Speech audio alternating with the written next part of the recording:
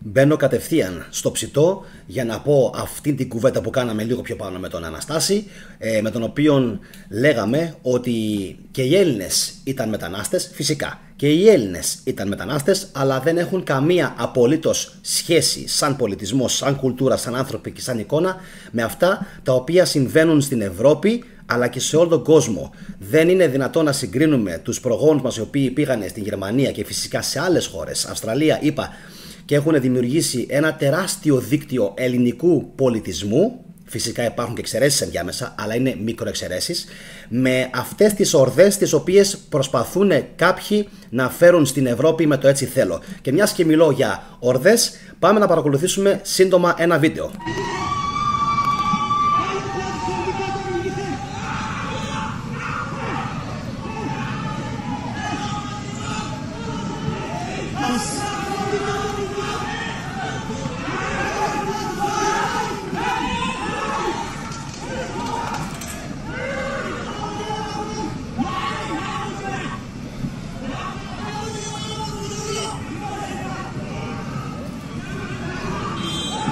Das Video sind gut rausgehauen.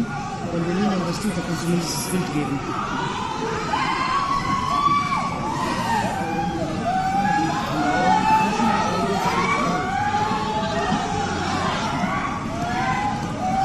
Guten Tag zur aktuellen Lage hier in Gießen. Wir sind mit sehr starken Einsatzkräften heute hier vor Ort. Wir haben heute insgesamt über 1000 Polizeibeamte im Einsatz. Seit 5:30 Uhr haben wir festgestellt, dass Personen versuchen, in Richtung Hessenheim zu kommen. Wir haben sehr schnell unsere Kräfte entsprechend verstärkt und positioniert und haben mehrere Personengruppen im Stadtgebiet auch derzeit in der Kontrolle und halten diese Personen fest. Μη σας κουράζω ιδιαίτερα με τον εκπρόσωπο της αστυνομίας. Τι λέει ο άνθρωπος? Ότι έχουν κινητοποιηθεί πάνω από 1000 αστυνομικοί για αυτό που είχατε παρακολουθήσει πριν από λίγο στις οθόνες σας. Αυτό που παρακολουθήσατε στις οθόνες σας, ξέρετε τι ήταν? Ήταν κάτοικοι, μπόρεσα και έβγαλα άκρη, είναι κάτοικοι φυσικά αφρικανικής καταγωγής από το Γκίζεν της Γερμανίας. Επαναλαμβάνω, μένουν στο Γκίζεν της Γερμανίας. Είναι πάνω από 1000 τα άτομα, κάποιοι κάνουν λόγο μέχρι και για 2.500 άτομα, τα οποία θα έπαιρναν μέρος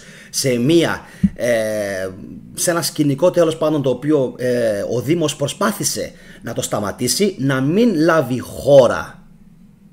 Κι όμως οι κάτοικοι αυτοί από την Ερυθρέα θέλετε με τον τσαμπουκά, θέλετε πιέζοντας τα δικαστήρια, γιατί τα δικαστήρια τελικά έδωσαν την τελική απόφαση. Το διάβασα στο Deutsche Welle αυτό, απίστευτο. Τα δικαστήρια ενέκριναν τελικά αυτήν την εκδήλωση που είχαν οι κάτοικοι από την Ερυθρέα. Η αστυνομία φυσικά πήγε κόντρα από την αρχή σε αυτό το πράγμα. Τους είπε ότι δεν μπορούμε να το υποστηρίξουμε και ότι θα γίνουν και θα σημειωθούν επεισόδια όπως αναμένεται να συμβεί.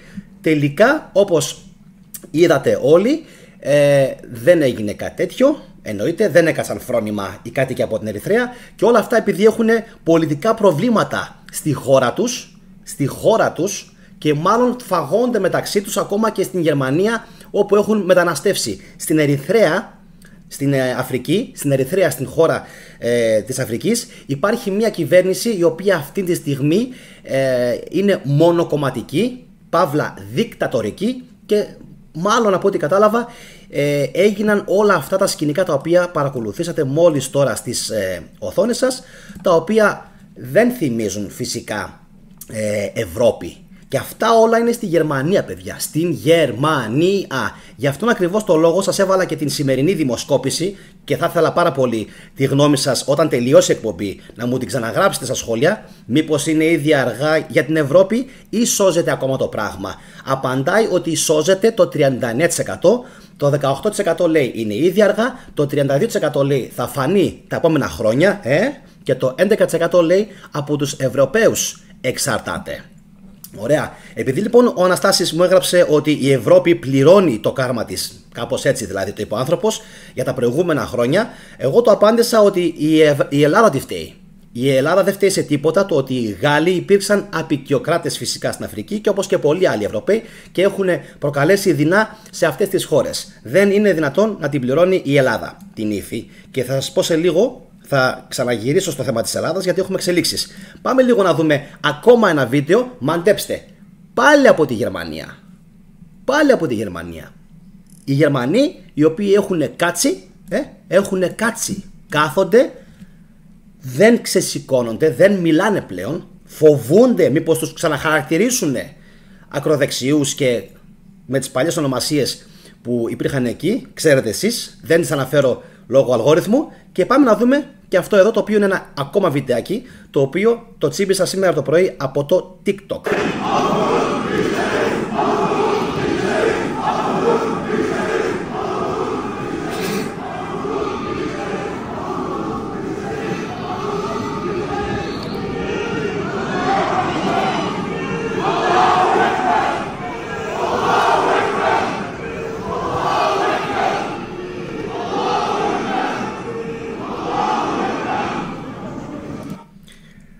Λοιπόν, αυτό είναι ακόμα ένα βίντεο το οποίο προέρχεται από την Γερμανία, από το Mannheim.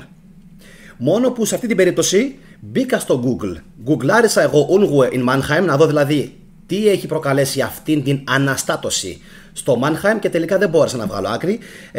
Ακούγεται φυσικά ξεκάθαρα ότι οι άνθρωποι αυτοί οι οποίοι είναι εκεί και διαδηλώνουν φυσικά κάνουν αλλαλαγμούς, αλλά εβραϊστοί, και φωνάζουν ο Θεός είναι μεγάλος, Αλάχου Ακμπαρ. Προφανώς πρόκειται για κάποια διαδήλωση, κάποια απόφαση η οποία επάρθει, η οποία τους αδικεί κάποιον δικό τους. Δεν μπόρεσα ούτε από τα σχόλια να βγάλω άκρη, γιατί στα σχόλια οι Γερμανοί, όπως και στο προηγούμενο το βίντεο, είναι μονίμως βασίστας. Γράφουνε τι είναι αυτό. Δεν αναγνωρίζουν τη χώρα μου. Οι περισσότεροι Γερμανοί που γράφουν σχόλια στο TikTok γράφουν ευχαριστούμε πολύ την κυρία Άγγελα Μέρκελ. Ευχαριστούμε Άγγελα. Όλοι γράφουν ακριβώς αυτά τα σχόλια. Και οι περισσότεροι γράφουν ποια είναι αυτή, είναι η χώρα μου. Και πού είστε ακόμα. Αν το 2023 συμβαίνουν αυτά, φανταστείτε τι έχουμε ακόμα να δούμε από αυτούς όλους τους πληθυσμούς. Φυσικά, θυμάστε όλοι, κάναμε και την τρελή εκπομπή για την γαλλική λεγόμενη εξέγερση. Όσοι δεν την έχετε δει, να την παρακολουθήσετε. Η αλήθεια για τη γαλλική εξέγερση, τι ακριβώς συμβαίνει και εκεί και εδώ και παντού γενικά στον κόσμο. Αποκλείεται όλα αυτά τα σκηνικά, έτσι, να προκαλούνται μονίμως από τους κακούς Ευρωπαίους, οι οποίοι, γνώμη μου πλέον, μετά και από το ταξίδι μου στην Ιταλία, στην Νάπολη, έχουν αρχίσει και χάνουν πάρα πολύ μεγάλο έδαφος από τις χώρες τους, Και αυτό δεν είναι αστείο. Δεν το λέω έτσι απλά για να το πω. Θα το πούμε και σε λιγάκι όταν θα πιάσουμε το θέμα της Νάπολη. Λοιπόν, τώρα θα πω κάτι ακόμα. Πάνω από 300 λέει Έλληνες πανεπιστημιακοί έστειλαν επιστολή προς Ευρωπαϊκή Ένωση, Πρωθυπουργό και όλα αυτά, και λένε ότι η Ελλάδα δεν χειρίστηκε καλά το θέμα της πύλου με το ναυάγιο. Εν τω μεταξύ, εγώ θα ήθελα σε αυτούς όλους τους ανθρώπους, τους καθηγητάδες, οι οποίοι μάλλον δεν έχουν βγει ποτέ από την έδρα τους, δεν έχουν βγει βασικά ποτέ, για την ακρίβεια, να πάνε να δουν λίγο τι γίνεται στις θάλασσες, θα έπρεπε κανονικά να δώσουν εύσημα και συγχαρητήρια στο ελληνικό το λιμενικό, το οποίο έσωσε πάνω από 100 άτομα. Έχουν δει ποτέ πώς σώζεται ένας από αυτούς? Έχουν πάει ποτέ να δουν πώς σώζεται ένας από πνιγμό? Οπότε οι 100 οι οποίοι σώθηκαν είναι ένα νούμερο επιτυχία για το ελληνικό λιμενικό. Όσο και αν κάποιοι αυτό το υποβιβάζουν και το υποτιμούν, τα 100 συν άτομα είναι πολύ μεγάλη επιτυχία που σώθηκαν. Να το ξέρετε αυτό. Πριν λίγες μέρες ένας παππούλης πήγε να σώσει τη γυναίκα του και φυσικά δεν χρειάζεται να πούμε τι έγινε, η οποία πνίγονταν, πνίγηκαν και οι δύο. Ένας φίλος μου κόντεψε παραλίγο να πνιγεί και αυτός και τα δύο του τα παιδιά, επειδή παραπάτησε σε ένα σημείο, σε ένα σημείο, το καταλαβαίνετε? Παραπάτησε σε ένα σημείο και λέει ξαφνικά αρχίζω και πνίγομαι. Και τι κάνω? Σηκώνω τα παιδιά μου, λέει, πάνω στην επιφάνεια και πνίγομαι εγώ. Πνίγομαι ο ίδιος. Με δύο μωρά, 2 και 4 χρονών. Πολύ μικρά τα μωρά. Και λέει, και αυτός είναι και εύσωμος, τούμπανο, δεν είναι κανένας ψόφιος, και λέει φανταστείτε, τα έλεγε στην παρέα, φανταστείτε να ήταν είτε μεγαλύτερα σε ηλικία και να μην ήξεραν να κολυμπάνε, έτσι, τι θα είχε συμβεί την ώρα που εγώ πανικοβλήθηκα και λέω πάει, τελείωσε, βυθίστηκα, τελείωσε. Και τι, τελικά βρήκε, πάτησε, λέει πληγόμουν και ξαφνικά λέει για καλή μου τύχη πάτησα σε γη, σε χώμα, σε άμμο. Και έτσι λέει σώθηκα, αλλιώς θα είχα πνιγεί. Το καταλαβαίνετε πόσο δύσκολο πράγμα είναι? Είναι πάρα πολύ δύσκολο να σώσεις κάποιον ο οποίος πνίγεται. Επίσης, κυκλοφόρησε βιντεάκι πριν από λίγες ημέρες το οποίο έδειχνε ότι αυτό το πλοιάριο ήταν έτοιμο να βυθιστεί. Έτοιμο, έγερνε, πήγαινε έτσι. Τους δίνουν εφόδια και αυτοί τα πετάνε ρε, τα πετάνε. Το καταλαβαίνετε αυτό, ότι αυτοί οι άνθρωποι δεν θέλανε βοήθεια, δεν θέλανε. Και λένε αυτοί οι Έλληνες έπρεπε να την παρέχουν. Όσο μπορούσαν οι Έλληνες προσπάθησαν να παρέχουν τη βοήθεια. Και φυσικά αυτοί οι άνθρωποι, οι καθηγητές, κατακεραυνώνουν και τη Frontex, την οποία και εγώ φυσικά από την αρχή την κατακεράβνωσα και λέω είναι δυνατόν? Τι κάνουν?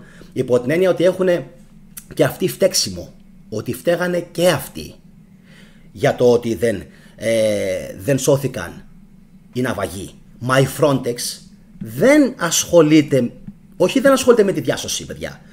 Η Frontex πιο πολύ έχει όρεξη, πιο πολύ έχει διάθεση και όρεξη να προσβάλλει την ελληνική πλευρά ότι δεν κάνει καλά τη δουλειά της. Δηλαδή πιο πολύ είναι εδώ σαν ρόλος ρουφιάνου παρά σαν στήριξη, σαν βοήθεια στις ελληνικές αρχές. Εντάξει, οπότε δείχνουν οι άνθρωποι αυτοί τις διαθέσεις που έχουν. Δεν έχουν καμία απολύτως φιλική διάθεση απέναντι στους Έλληνες, αλλά και γενικά απέναντι στους Ευρωπαίους. Ξεχάστε ό,τι σας λένε.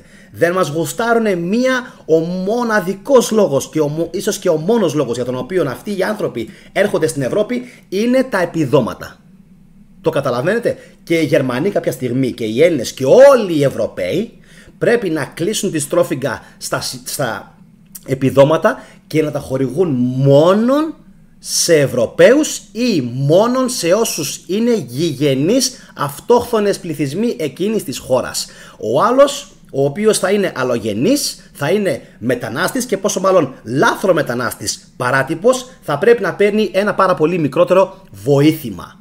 Μέχρι εκεί, το πολύ. Γιατί αν πήγαινες εσύ σαν Έλληνας στο Πακιστάν ή οπουδήποτε άλλο, ή στην Ιεμένη ή στην Αφρική, δεν θα είχες δικαιώματα. Δεν θα είχες ανθρωπιστικά δικαιώματα. 0. Δεν θα μετρούσες καν σαν οντότητα. Αυτή είναι η διαφορά. Ότι η Ευρώπη, επειδή έχει χτιστεί σε πάρα πολύ καλά πρότυπα κάποιων ανθρώπων, ανθρωπιστικά μιλάω πάντα, έτσι, τι γίνεται αυτή την περίοδο? Την εκμεταλλεύονται κάποιοι, τους οποίους τους έχουμε αναφέρει σε προηγούμενα επεισόδια ποιοι είναι αυτοί, και προσπαθούν πάση θυσία να την αλλοιώσουν και να την καταστρέψουν. Οπότε θέλω πάρα πολύ τη γνώμη σας να μου πείτε πώς θα επιτευχθεί, πώς θα μπορέσει η Ευρώπη να αντισταθεί απέναντι φυσικά σε αυτόν τον Αρμαγεδόνα. Γιατί πρόκειται για Αρμαγεδόνα. Σήμερα είναι έτσι, φανταστείτε τι θα γίνεται το 2030 και το 2040. Αυτόπτης μάρτυρας ήμουνα στην Νάπολη, αυτόπτης μάρτυρας. Το ιστορικό κέντρο της πόλης, όπως και το ιστορικό κέντρο της Ομόνοιας, το έχουν ρημάξει, το έχουν διαλύσει. Το ξέρετε αυτό? Το ιστορικό κέντρο της πόλης με τα επιβλητικότατα κτίρια πανέμορφης αρχιτεκτονικής αρχίζουν και ρημάζουν. Και εγώ θόλωσα όταν έβλεπα κτίρια κατάμαυρα με ελληνικούς σκίονες εγκαταλειμμένα. Και όλο αυτό δεν γίνεται. Και δεν είναι μόνο ένα και δύο, είναι δεκάδες. Είναι δεκάδες, που σημαίνει ότι αυτοί όλοι, γιατί τους έβλεπα με τα μάτια μου, αυτοί όλοι τι κάνουν? Εξαναγκάζουν τους πληθυσμούς, τους ντόπιους, να φύγουν από το κέντρο και κάνουν κατάληψη. Αυτό γίνεται. Είναι μια διαδικασία η οποία παίρνει χρόνια. Όλο αυτό δεν γίνεται σε ένα βράδυ. Διαρκεί γύρω στα 15 με 20 χρόνια αυτή η διαδικασία. Δηλαδή ο διωγμός των γηγενών από το κέντρο. Αυτό να το συγκρατήσετε όλοι όσοι είστε από την Αθήνα, γιατί αυτό ακριβώς συμβαίνει. Ο διωγμός από το κέντρο της πόλης των γηγενών πληθυσμών. Εντάξει, και η αντικατάστασή τους με ξένους παράτυπους πολλές φορές λαθρομετανάστες. Και επειδή ο Αναστάσης έθιξε το ζήτημα ότι ξέρεις κάτι, ναι μεν, αλλά και εμείς οι Έλληνες είμαστε μετανάστες. Εγώ ο ίδιος ήμουνα μετανάστης και έχω γυρίσει πλέον στην Ελλάδα. Λοιπόν, θα πω κάτι, γιατί είπε για τους Ινδούς της Αγγλίας. Η Ινδοί της Αγγλίας πάει να πει ότι για να φτάσανε μέχρι εκεί από την Ινδία, από την άλλη άκρη της γης, δύο τα τεινά. Πρώτον, είναι πλούσιοι στη χώρα τους. Πλούσιοι. Δεύτερον, είναι σπουδαγμένοι. Τρίτον, έχουν όλα τα δικαιολογητικά προκειμένου να βγάλουν διαβατήριο, άδεια παραμονής και να πάνε στην Αγγλία να δουλέψουν. Εμάς, εν αντιθέσει, στην Ελλάδα μας φορτώνουν κυριολεκτικά ό,τι υπάρχει στον πλανήτη και το φέρνουν εδώ. Θυμηθείτε τα προηγούμενα χρόνια τι έγινε στα νησιά στο Αιγαίο. Εντάξει, Σάμο, Χίο και αν μπορώ καλά να θυμηθώ και στην Κο. Θυμηθείτε τι έγινε. Πόσες δομές ξεφύτρωσαν από την Ελλάδα. Αυτό από μόνο του, αν δεν δείχνει ότι κάποιοι βοήθησαν σε αυτό το πράγμα, τότε τι το δείχνει? Κάποιοι βοήθησαν ώστε να επιτευχθεί αυτός ο σκοπός. Τώρα ξαφνικά για ποιο λόγο έχουν μειωθεί αυτές οι ροές? Δεν έχουν κοπεί εννοείται, αλλά έχουν μειωθεί σε πολύ μεγάλο βαθμό. Εντάξει, δεν είναι το ίδιο αυτό που συνέβαινε τότε. Οπότε παίρνει η Ευρώπη και όλες οι άλλες οι χώρες την avant-garde όσο μπορεί, παίρνει τα καλά στοιχεία των άλλων χωρών και μένουν στην Ελλάδα όλοι αυτοί που βλέπουμε. Αλλά πλέον τι γίνεται? Πλέον φαίνεται ότι έχουν και άλλες χώρες πρόβλημα. Είναι και οι Γάλλοι, είναι και οι Γάλλοι, είναι και οι Γερμανοί, είναι και οι Άγγλοι. Και φυσικά και η Ελλάδα και η Ιταλία. Όλες αυτές οι χώρες έχουν πολύ μεγάλα προβλήματα. Εντάξει, ειδικά με το θέμα των λαθρομεταναστών. Γιατί επαναλαμβάνω, δεν είναι γυναίκες και παιδιά οι άνθρωποι που καταφτάνουν σε αυτές τις χώρες της Ευρώπης. Δεν είναι. Συνήθως αυτοί που πηγαίνουν είναι άτομα ηλικίας 18 μέχρι 30 ετών, οι οποίοι, όπως έχετε καταλάβει όλοι, έχουν συγκεκριμένη αποστολή. Να πάνε σε μια χώρα, να τρώνε, να πίνουν, να φιλοξενούνται δωρεάν, χρεώνονται οι Ευρωπαίοι για αυτό το πράγμα, παίρνουν επιδόματα τα οποία φεύγουν από τις τσέπες των Ευρωπαίων. Δεν παίρνει η Ευρώπη επιδότηση από Αφρικανικό Συμβούλιο ή από Ασιατικό Συμβούλιο.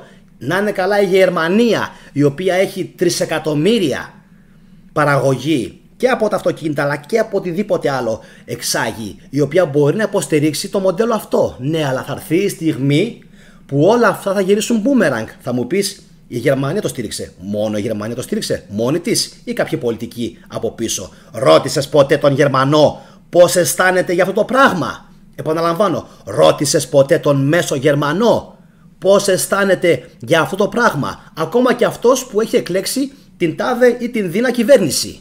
Για σκέψου το λίγα κι αυτό. Τώρα πλέον τι λένε? Για βγες λίγο τώρα στο δρόμο έξω να δεις τι λένε τώρα οι Γερμανοί για την κατάσταση. Και τι λένε και οι Σουηδοί, οι οποίοι οι Σουηδοί άλλα μας λέγανε πριν 20 χρόνια. Οι Σουηδοί πριν 20 χρόνια άλλα μας λέγανε. Τώρα όμως τι έχει γίνει με τη Σουηδία? Έχουν και οτέψει όλοι οι Σουηδοί. Σου λέει, όχι εδώ πέρα αυτοί θα μας φάνε λάχανο. Μας παίρνει άλλο, πρέπει να ξυπνήσουμε. Και ξαφνικά τσουπ βγαίνουν και στην Σουηδία και σε όλη την Ευρώπη και στη Σλοβακία. Παντού και στην Πολωνία. Εντάξει, βγαίνουν ακροδεξιά στοιχεία. Δηλαδή αυτά τα στοιχεία και δεν κάνουν καλό στην κοινωνία από τη μία και από την άλλη δεν βγαίνουν τυχαία. Επαναλαμβάνω, αυτά τα ακροδεξιά στοιχεία και δεν βγαίνουν τυχαία και δεν κάνουν καλό στην κοινωνία. Γιατί αν θυμόσαστε όσοι είστε Αθηναίοι, το τι συμβαίνει στον Άγιο Παντελεήμονα, στην Πατησίων, στην Ομόνια και στην Κυψέλη, ξέρετε πάρα πολύ καλά ότι αν αυτό επεκταθεί και φτάσει στο Μαρούσι και στην Κηφισιά και στη Γλυφάδα, θα είναι αργά. θα έχουμε χάσει την μπάλα. Θα έχει επικρατήσει η γάγκρενα. Και πριν επικρατήσει λοιπόν η γάγκρενα, τι κάνουμε γι' αυτό? Πριν επικρατήσει η γάγκρενα, τι κάνουμε γι' αυτό? Δεν πρέπει να σταματήσουμε από την αρχή το πρόβλημα, που είναι η παράτυπη λαθρομετανάστευση? Δεν πρέπει από την αρχή να το κόψεις αυτό το πράγμα? Δεν πρέπει από την αρχή να πεις στις χώρες τους τέλος? Τέλος. Έτσι και μπαίνει ένας παράτυπος λαθρομετανάστης, θα τον πληρώνεις για την επιστροφή του πίσω, θα βάζεις εσύ αεροπλάνο, θα χρεώνεσαι εσύ σαν κυβέρνηση. Αν δεν το κάνεις, θα έχεις κυρώσεις από την Ευρωπαϊκή Ένωση. Όχι μόνο κυρώσεις στη Ρωσία, εντάξει, επαναλαμβάνω, όχι μόνο κυρώσεις στη Ρωσία, να βάζουν κυρώσεις σε όλες τις χώρες από όπου προέρχονται αυτοί οι παράτυποι. Γιατί με τη δικαιολογία δήθεν ότι παντού έχει πολέμους, παντού, το έχουν κάνει σούσουρο το πράγμα. Πόλεμο ξέρουμε ποιες χώρες είχαν τα προηγούμενα χρόνια. Δεν είμαστε χαζοί, παρακολουθούμε διαρκώς την επικαιρότητα. Είναι η Συρία, είναι η Ιεμένη. Πόσους Ιεμένιους είδατε λοιπόν στην Ευρώπη? Με λένε μερικοί φωνάζεις και ουρλιάζεις και ορίεσαι. Τι θα κάνω? Πόσους κατοίκους από την Ιεμένη είδατε που είναι 10 εκατομμύρια κάτω από το όριο της φτώχειας, είδατε να έρχονται στην Ελλάδα? Ακριβώς. Κανέναν. Φέρνουνε Πακιστάνια, φέρνουνε Μπαγκλαντές, φέρνουνε Αφγάνια. Έτσι. Σύριοι, όλη η αφρόκρεμα έχει απορροφηθεί. Εδώ πλέον στην Ελλάδα αφήνουν μόνο Ιρακινούς και Σύριους άντρες. Οι Κούρδους άντρες μόνο. Την αφρόκρεμα, δηλαδή πολιτικούς μηχανικούς, αρχιτέκτονες, επιστήμονες, γιατρούς, μαζί με τις οικογένειές τους έχουν απορροφήσει οι χώρες της Ευρώπης. Και ποιος μένει τελικά εδώ και στην Ιταλία? Ποιος μένει? Οι γνωστοί άγνωστοι. Τους βλέπετε έξω. Σαν τα μαϊντάρια πετάγονται. Καθίστε και σκεφτείτε τι έχει να γίνει τα επόμενα χρόνια και τι ακριβώς θα πρέπει να κάνει η Ευρώπη για να προασπίσει τα δικαιώματά της. Γιατί αν δεν γίνει αυτό, θα γίνει αυτό που γράφω στον τίτλο της σημερινής εκπομπής. Και όταν λέω ότι θα το κάνουν αυτό, αργά ή γρήγορα θα το κάνουν. Μπορεί να μην γίνει σε ένα χρόνο, μπορεί να γίνει σε 10, 15, 20 χρόνια. Λέει ο άλλος, δεν θα ζω εγώ, θα ζει όμως το παιδί σου. Θα ζει όμως το εγγόνι σου, αν είσαι τώρα πιο μεγάλο σε ηλικία. Έτσι δεν είναι? Αυτά είχα να σας πω, μάγκες μου. Περιμένω οπωσδήποτε τη γνώμη σας. Ήταν ένα βίντεο με πάρα πολλά στοιχεία, πάρα πολλές πληροφορίες. Αν σας κούρασε, κάντε έναν κόπο, ξαναδείτε όποια κομμάτια σας ενδιαφέρουν περισσότερο. Φυσικά εγγραφή στο κανάλι όσοι με βλέπετε πρώτη φορά και like, οπωσδήποτε και κοινοποίηση. Αν θέλετε το βίντεο να το σμπρώξει ο αλγόριθμος παρακάτω σε πιο πολλά μάτια, από εσάς θα εξαρτηθεί πόσα άτομα θα το δουν, οπότε από εσάς ξεκινάει ήδη και η πρώτη αντίσταση κατά αυτού του ρεύματος. Όσο πιο πολλές κοινοποίησεις και like κάνετε, τόσο περισσότερα μάτια θα το δουν, τόσο πιο πολλά άτομα θα το σχολιάσουν και θα απαντήσουν και θα πούν τη γνώμη τους και ενδεχομένως και την λύση, που είναι πάρα πολύ δύσκολο να επιτευχθεί. Αυτά από μένα, παιδιά. Καλή συνέχεια σε όλους και μόλις φύγω και τελειώσει η εκπομπή, αν θέλετε, ρίξτε μια ματιά στις playlist του καναλιού. Από μένα ένα όμορφο βράδυ. Καληνύχτα.